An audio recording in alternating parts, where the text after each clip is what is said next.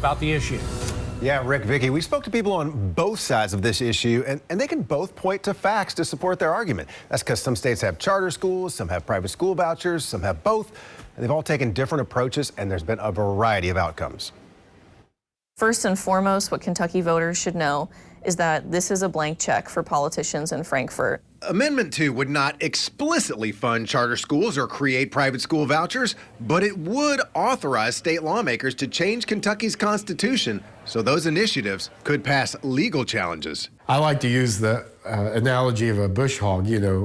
It's clearing out the underbrush. It's clearing the way for legislators to pass legislation. On your ballot this fall, the question will read, to give parents choices and educational opportunities for their children, are you in favor of enabling the General Assembly to provide financial support for the education costs of students in kindergarten through 12th grade who are outside the system of common or public schools by amending the Constitution of Kentucky as stated below?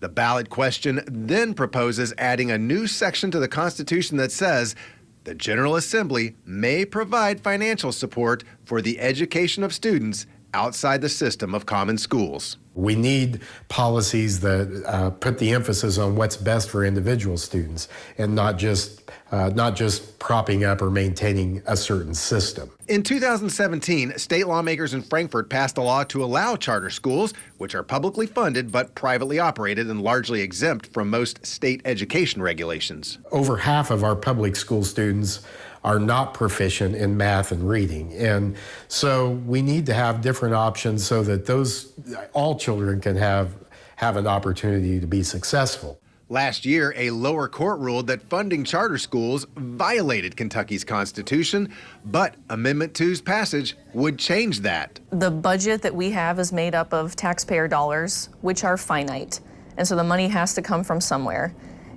Makes the most sense and is the most logical inference that it would come from public education funding. While Amendment 2 supporters point to high test scores at some charter and private schools, critics note those schools can be selective and do not have to take the students who need the most help. That would mean that there would be a massive strain on the funding that public schools have to educate our most vulnerable populations.